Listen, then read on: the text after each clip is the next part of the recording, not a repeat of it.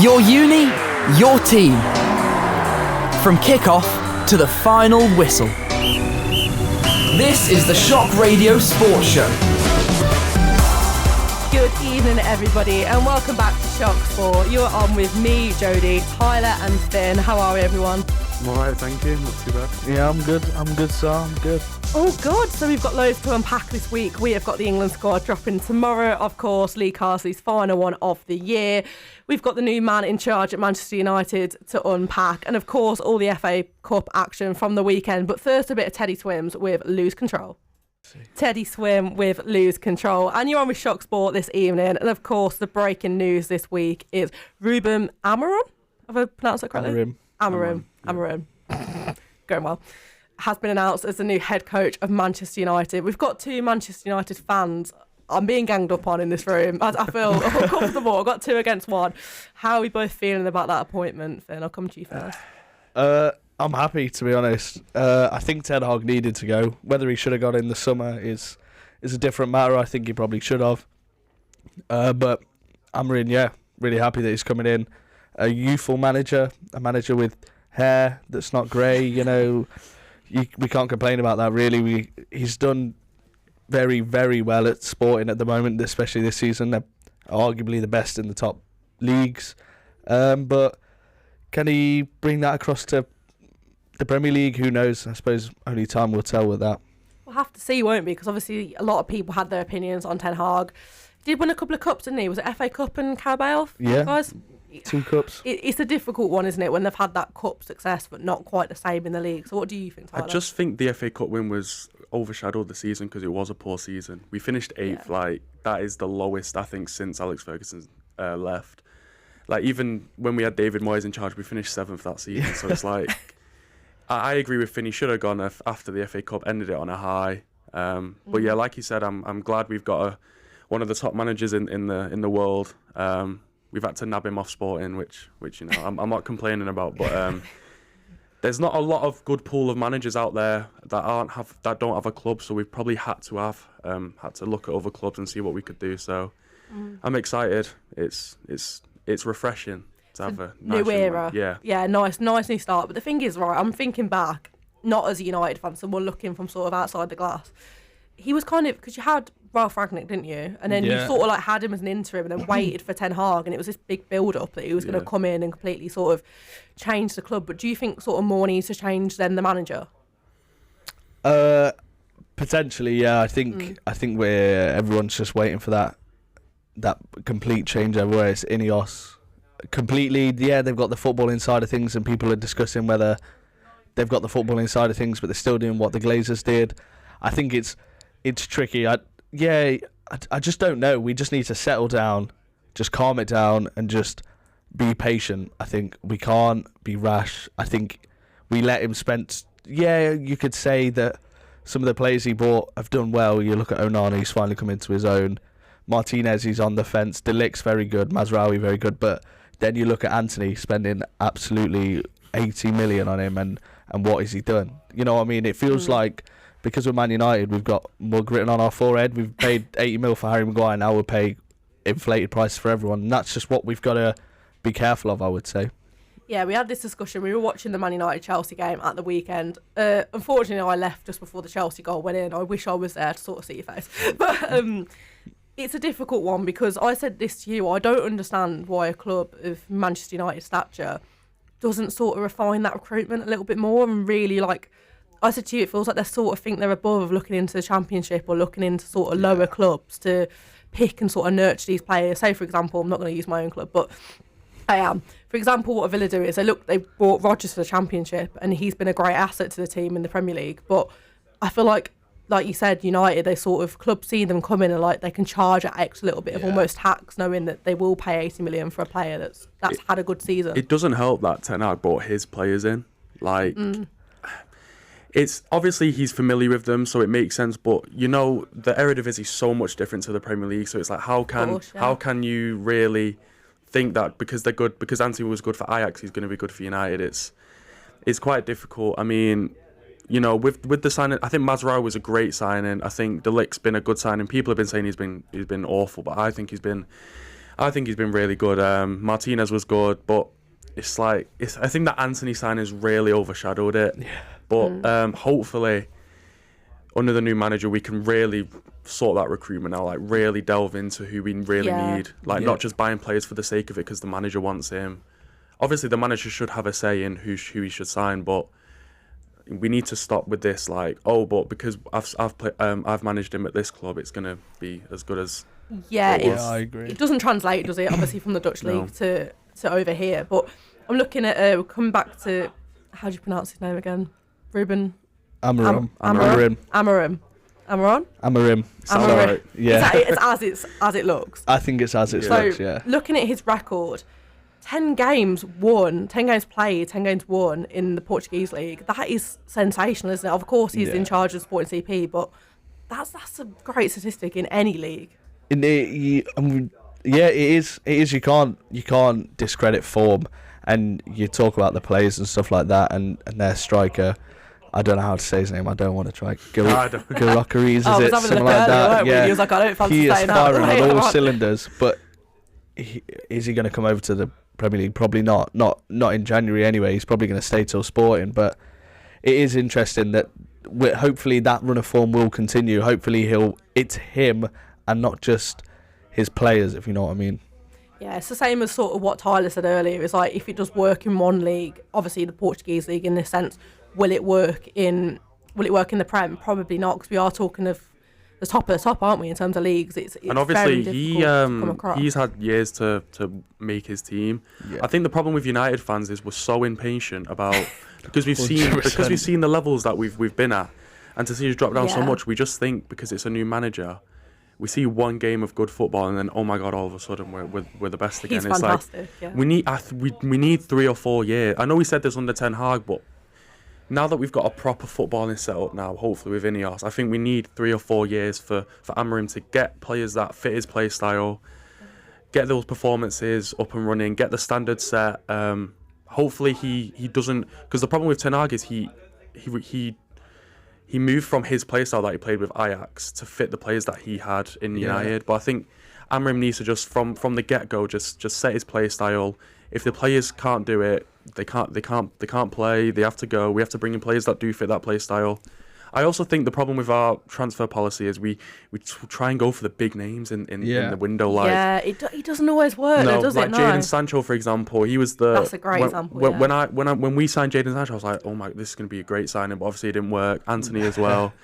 Onana. I mean, obviously Onana worked, but he was one of the best keepers in the world at that point. We had to bring him in, but we need to sign players that fit the play style of Amarim rather than the best players available. That you want at United. Yeah. It's not always who looks the best, but who's going to fit that system and who's going to work well. I also think as well, he should, instead of looking out to the transfer and looking out to the wider footballing world, just look at the homegrown players. Like that is where we've shone the most. We have to look at the academy. People have said, it's come out and reports have said that Ten Hag's kind of isolated the first team from the academy. And it's like, well, let's not do that. Like, let's get Toby Collier into the team. Like, let's get Ethan Wheatley in. Like, these are players with big names already, and they've hardly played any first team football. So why doesn't he bring them up? And this is going to be a wild chat, but my girlfriend was at this dinner with Sir Alex Ferguson, and he was talking about Man United, and he said that it's Man United need to do what they do best, and that's look at the academy. And it's always been. Look at the academy talent. Look at Kobe Mainoo, Garnacho, Rashford, all from the academy. All have come up through the ranks. Even the best players. You look at the Neville brothers. Both of them came up through the United ranks, and that's what we need to start doing. Instead of spending the money on these big names, spend the money on the ground that they want to build. Like spend money on the infrastructure. But we have players there in the academy that we can just use, but are not being used correctly. This is the thing as well, and I think this is something, you guys are going to hear this, but something that Liverpool have done particularly well over the last years. They've brought in players like Curtis Jones, they've brought up, haven't they, Costa Tamika's, Trent Alexander-Arnold. They've got them players sat there and they've just thought, right, we've got these players already in the academy, we can nurture them and bring them up, and we've almost got like a second B team, a squad. Obviously some of them have come into the first team. It's a great sort of lifeline to use, and if you do proper put that time into your academy, it is worth the spend. It's worth even in bringing in players from other clubs that are under 18 and bringing them in and taking the time on them. It does really show. And I think it is really worth the time. And maybe they do come up to the first team and they don't fit in, but then you can always sell them and then you end up making a bit of profit. It's better than nothing, isn't we've it? started doing that. I think we got that strike, that 18, I don't know how old he is, but he's young, from Arsenal. Yeah, I think he's Yeah. under 18. Like, Yeah, he's I know about you mean. 17. He scored a ridiculous amount of goals in the league. We've got you've got some other kid. I think we're trying to do that, but again, we need to bring them up to the first team rather than just letting them waste away till the under 23s and then they go to like And then they go off a the random League Two team or in something. Greece. Yeah, or something. Yeah. Definitely. They need that first team experience, don't they, Yeah. really? But obviously, Amarim's got that great record in the Champions League for Sporting this season. He has won 3 out of 4 and drawn the other 1, which is great in the Champions League. He said the other night, didn't he? Obviously, he played Man City last night, won 4-1. He said, they're going to think I'm the new Alex Ferguson if this all goes to plan. It did go to plan. So is he going to be the next sort of one of the greats for United, or do you think he's got a good chance of putting his stamp on the team? Well, to play into that, he's the first head coach Oh, is it a head since coach rather a Alex manager? Ferguson. So Okay. the last head coach we had was Alex Ferguson. So you can play comparisons with that, and I 100% agree with what he's saying. I 100% agree, because I was on Twitter last night and I was thinking, oh yeah, this is great. I wonder what's being said, and it was just utter like garbage coming. It's like, oh, the ball man's done now. He's done. Wait till he realises that he plays him in the Prem like 2 more times. It's like, what are you doing? It's just stupid, because he obviously is not bringing his whole team over from Sporting. Like, yes, he beat them 4-1 and convincingly. Like, they absolutely annihilated them, 100%. But he's coming into a team where he doesn't have his striker. He's got either Højlund or Xerxes. It's not comparable in You don't any know way. what's going to happen, do you? No. Yeah. You just gotta be patient. Like I said You before, do, yeah. he's not gonna come in and take us to top 4 this season. I think the damage has already been. Even though it's been too 2 far months. gone, no. Even though it's been 2 months in, I think the damage has kind of already been done. Yeah. I think. Obviously, we're gonna have to finish. I think we have to finish top 6 at least this season. Yeah. But we have to focus on the Europa League. I think that's our main priority. But again, Amrin's not going to come in and get us 4th place and let us win. We're going to win the FA Cup and the Carabao Cup and whatever.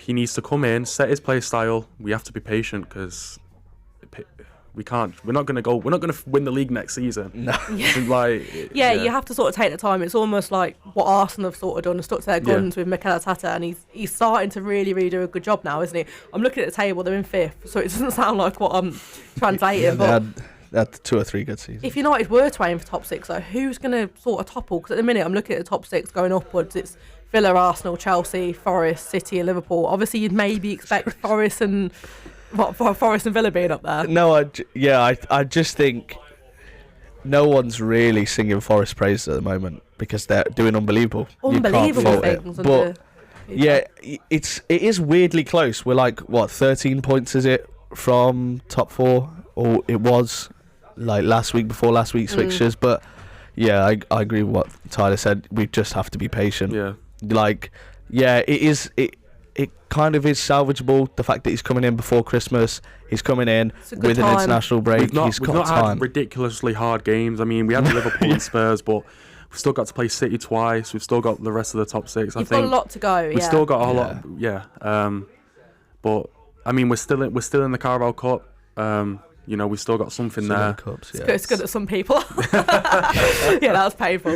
But there's still all to play for, isn't it? It's a good time. I think if you get them in before Christmas, you've got a lot of time to sort of turn things around. I feel like after Christmas, it's sort of like you're going at it, but there's not a lot you can sort of do, especially in the league, to turn it around. But that's our thoughts on the new man at Manchester United. We'll be back after this one, all about Salford City and their FA Cup triumph.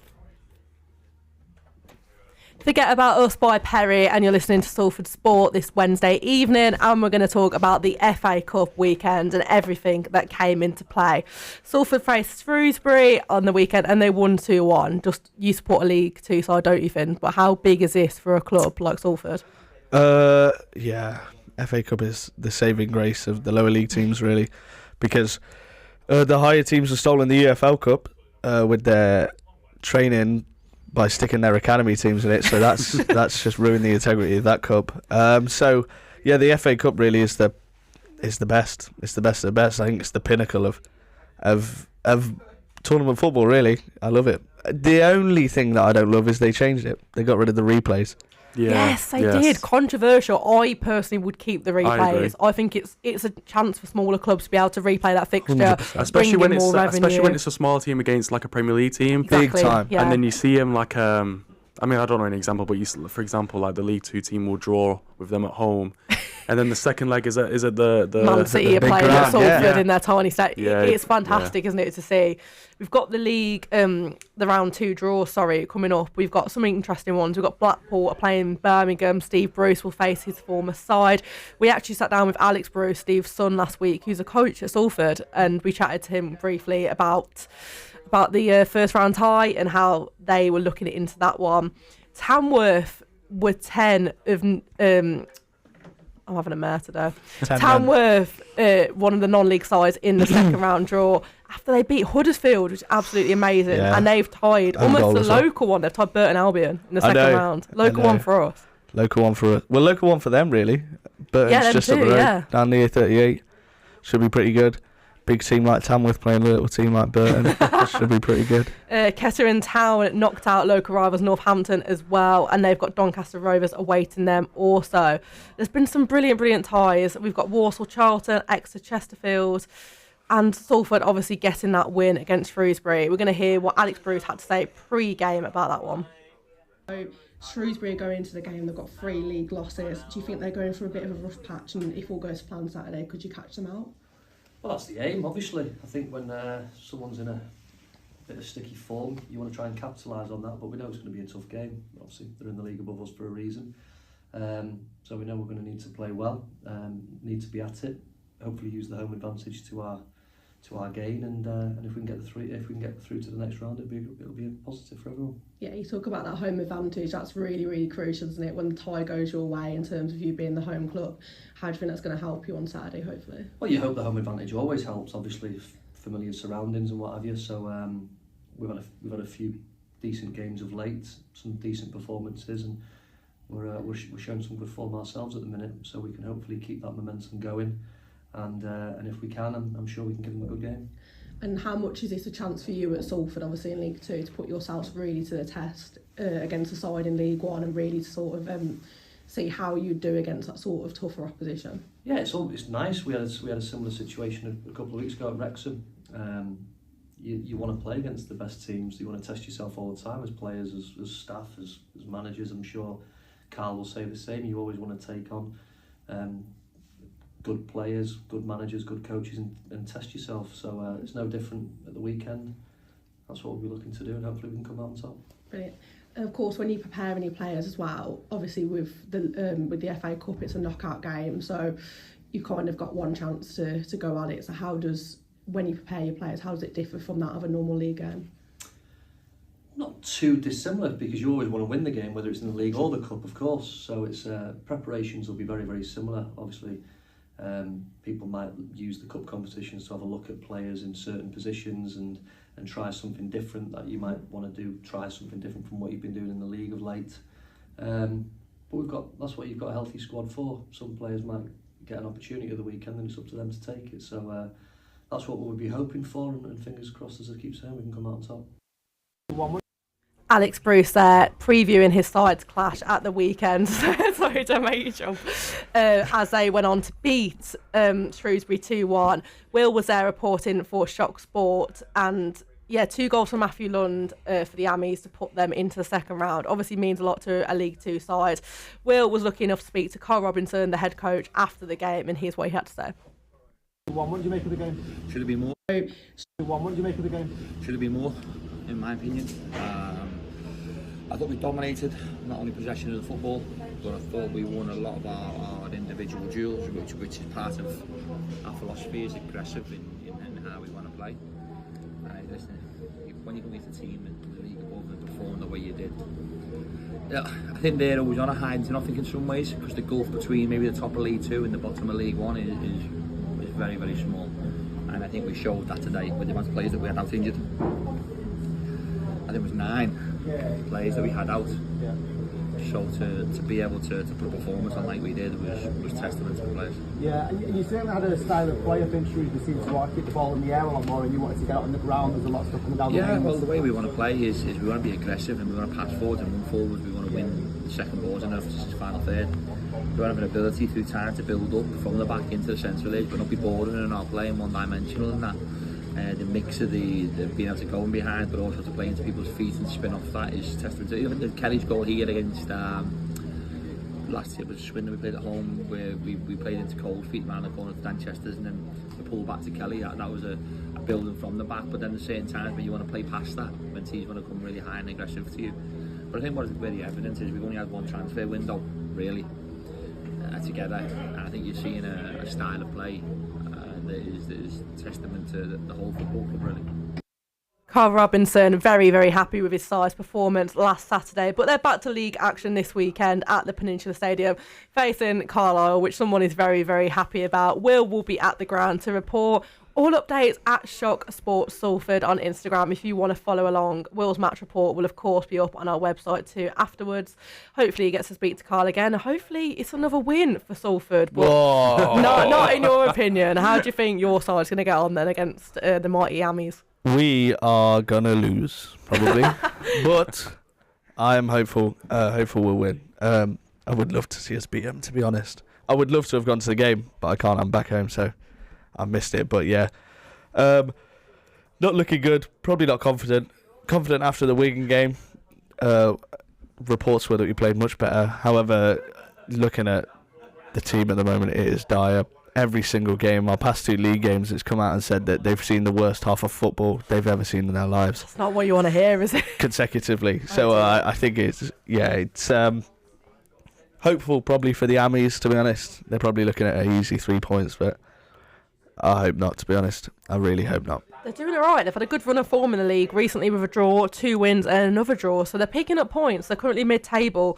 Maybe promotion is not the one this season, but they're definitely heading. They're definitely headed in the right direction under Carl Robinson, aren't they? Definitely, he's a good manager. He's doing good there. I you know really, what I mean? really like him. Yeah. They're big time. Yeah, I think they're great. To be honest, I think they've got good players. You look at Kelly and Amai. Hopefully, for him, to be honest, whether he gets one more season there, but he's very good. So he's looking at League One, Championship football at least. For sure. Yeah. For now, anyway. But yeah. Hopefully Carlisle beat him at the weekend, to be honest. They could do with the 3 points. Definitely. But after this one, we'll be back talking about England as Lee Carsley prepares to announce his squad tomorrow.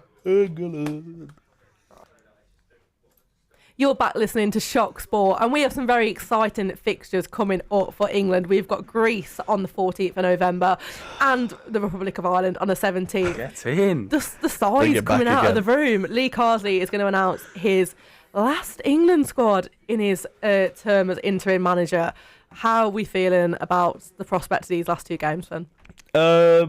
Yeah, I think fair play to him. He's not done the worst. He came in. He's not done the worst. He came in. His first goal, his first game, it was great. Everyone was like, oh yeah, he's going to stay. He's not staying. You feel bad for him, really, but he's going to see out his contract. Hopefully he sends him out with a bang. And to be honest, I just want him to pick whoever he wants. I think he's got... Have a bit of fun. Yeah, I was thinking this 100%. 100%. Pick them youth players, man. Pick them. Who cares? I don't think his squad selection last time was bad at all, to be honest. I've not looked at it and thought that's shocking in any way. No. I just thought he's trying different things. You've got to pick informed players, and if he picks informed players, then that is sound. Yeah, I do think you probably have to pick informed players that fill the positions, which Gareth didn't do. But... Look, aren't we we're top of the nation or whatever it is, so there's nothing to lose anyway. Yeah, definitely. So just you know what, I really don't care who he picks. Just pick fun, exciting players. See something different. This is what I'm hoping to see, because you got to think we've got Tommy Tuchel coming in January. You'd be thinking, right, I've got a month and a half left to be an England manager. Let's mix it up. Let's see who we can bring in. Let's see what ideas we can give to England going forward, and really kind of, because if he brings in someone new and something really good happens, they're going to think, oh, that was Carty, he brought him in, who did that experimental period, and I think it could be a really, really good camp. Definitely. I think he's just got to throw everything he's just got to throw caution to the wind, pick who he wants to pick Gibbs White, pick them players that people are thinking, why has he picked them? Why is he going to pick them? And just play good football. I think that's all England fans are wanting. They're not asking, but they can't ask a lot from him because he's going in January. Yeah. You can't complain. It's difficult, yeah. He's got to go out with a bang, really. That's what you want. And you want to see us absolutely batter Greece. You want to see us absolutely batter Ireland. They're games we should be absolutely going out and running riot. If we can test the likes of the biggest European teams in the Euros, we should really be going out against Greece and Ireland and really giving a good show, really, shouldn't we? Definitely. Well, if half of the top flight teams players are going to drop out again, then why shouldn't he just pick young teams? Bring in the Forest players, because obviously Forest are third in the They're league. Unbelievable. What more can they do to? Gone so under the radar, and I sort of looked at the table last week. I was like, where have they come from? Yeah, I feel like someone like Hudson-Odoi. I don't know if he's still eligible for England or if he's switched, but bring players like Hudson-Odoi. Someone who hasn't been within the England setup for ages, but obviously is having an amazing season with Forest. Like Finn said, bring in Gibbs White, someone who's playing really well for Forest. Just bring in those players, because at the end of the day, if he's going to pick the top players from the top teams, they're just going to drop out anyway, because they're like, look, my position is safe. Yeah. And whether that is true, it's like, well, then that's the opportunity to bring in some players who may not have had the opportunity to. Give them youth players their first cap. Yep. Could be their only Gomez, cap. he brought him in. He's obviously playing for Lille out in France, and he had a great sort of camp, didn't he? He got minutes. This is what should be happening. We shouldn't sort of, especially I know the Nations League is a competition, but in these sort of more sort of like friendly games, you should be giving different players from different clubs a chance. And that's what it's all about. We'll come back to Southgate. One thing that this is my personal irk with Southgate was that he said, like, no, you need to be playing in the Premier League if you want to play for England. It's nonsense. Appealed to Jack Grealish when he was at Aston Villa. Second, Calvin Phillips starts doing well at Leeds, still in the Championship. He calls him up. Yeah. So it was a weird sort of one rule for one player, one rule for another. I didn't sort of agree with it. That's the problem with him. It was, we knew he clearly had his favourites. Even with Henderson, like, if Henderson didn't have such a fall off, would he probably have picked him for the Euros? I think he probably would have.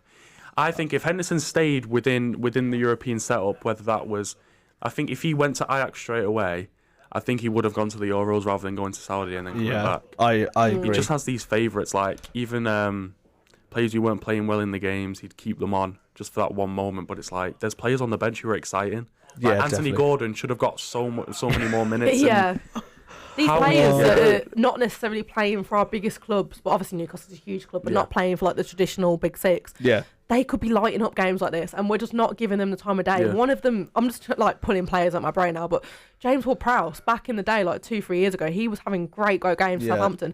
Did he really get a look in with England? Not at all. I'm talking going to go back a bit here, but Jesse Lingard, when he had that great season for West Ham, he missed out on the Euros. Should he have been in that squad? Yeah, probably. He would have offered something different. That was his best individual time, but he obviously left out Marcus Rashford and Jack Grealish in the summer, which sort of caused a bit of a controversy. I think they didn't play well enough to warrant a place. Like when I was looking at the announcement for the Euros, I wasn't sat there like, oh, it's been robbed. They should have been there, You've got players like Anthony Gordon who have the same play style as Rashford and Grealish, one-on-one. If you're not gonna play Anthony Gordon, you might as well have brought. I think he should have brought one of Marcus Rashford or Grealish anyway. You said the exact same thing the other day. I would have said. I mean, I'm not from an unbiased, but I would have picked Rashford personally, more because of that direct one-on-one play style. But either one of them, I would have been fine with. Yeah, that's why I said. I said he should have, like, completely unbiased. He should have just bought one of them, at least one of them, because both of them have experience. Both, yes, neither were really having an insane run of form in the Premier League, but both of them have performed in an England shirt. He should have brought at least one to play on that left-hand side, because he didn't play Gordon, so why shouldn't he have brought one of them? Yeah, we come back to Harry Kane as well, didn't we, a little bit earlier, and he didn't quite seem to hit the mark, did he, in Euros? Obviously, he did score a couple of sort of crucial goals, but he never seemed to have that spark that he sort of... I'll come back to Euro 2021 or Euro 2020. Obviously, it took place the year after. But he just didn't really get going, did he, Tyler? It was a bit of a... No, I mean, look, you're going to have Harry Kane in the squad regardless. I mean, he is the captain and he's the top goal scorer for England. I mean, there's no one's debating about whether he should be in the squad or not. It's just, for me, it was about how many minutes he actually should have had. And I think he should have brought on Ollie Watkins or Tony on earlier than the. Yeah. You can't give. I mean, Ollie Watkins, for example, against Netherlands, came on and didn't score. I mean, I know you're happy with that. Yeah, but, best moment of my life. But like, you should give them half an hour. I mean, even if It's not there's enough some games to where make an impact, is it, in 10 minutes? I mean, for me, the final, Harry Kane was just so out of it. Like, yeah. I feel like for him to be in the game, he had to come into midfield to get.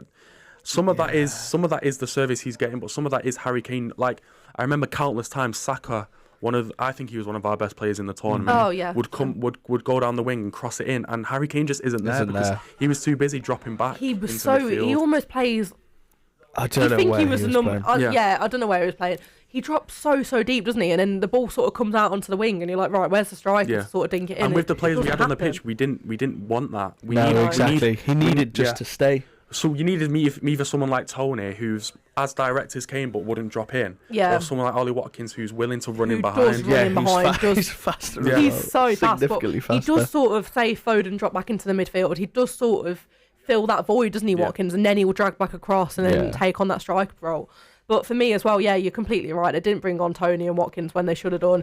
10 minutes is not enough to make an impact. And we did really see them impact, because Tony and Watkins, for me, are just completely different types of strikers. But they both do such sort of a versatile job for England, and they really made that difference, didn't they? I mean, they both made an impact. I mean, Tony with the assist for Harry Kane's goal. Yeah, and then scoring that penalty. Yeah, and then obviously Ollie Watkins with the Netherlands goal in the semi-final. It's like they're clearly... It's not like they're youth players who everyone wanted them to bring in, and then they're not like wild cards. They're proven prem talent.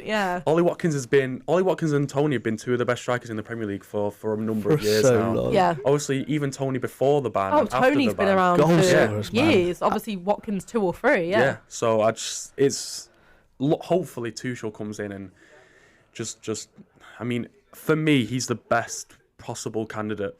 I think he's the perfect manager. Me too. I'm really happy. Tournament football, he knows how to, like, he won with a Chelsea team that shouldn't have won the Champions League. I look back now and I think, how did they win that Champions League? Kai Havertz scoring the win. It just wouldn't happen now, would it, in 2024? No. Chelsea winning the Champions League. I think he's the perfect candidate, so hopefully he comes in and, gets up and running straight away. Yeah, I hope so too. What are we hoping to sort of see from his squad, do we think, Finn?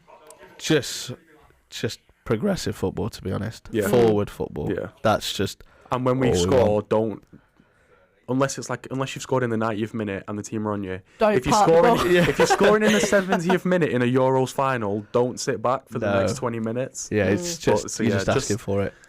Just good. I just want him to play his own football. Don't be swayed by looking at the selection of players you've got. No one's going to be happy no matter what. You can't please everyone. Implement your own strategy. As long as you win games, then that's all that matters. Look, in a year's time, if we win the World Cup, or however long it is, a year and a half, couple of years. If we sit there and we've won the World Cup, will we sit there and go, oh, but Tuchel should have brought him in. Should have brought him in. No, it will never happen. That is the thing. No. It's the thing with Gareth Southgate. Like, if he'd have won any one of these trophies, would these debates be happening? No, it'd be like, fair play. The fair play statue wouldn't be being built. Wasn't it outside Wembley, let's be honest. But yeah, that's all we've got time for this evening, unfortunately. But we have got live sport coming to you this evening with the netball at 7:30 p.m. So hopefully you can all head over to Shock TV and enjoy that. Thank you guys for being on the show this evening. Thank you. It's been brilliant. That's all we've got time for, and see you later.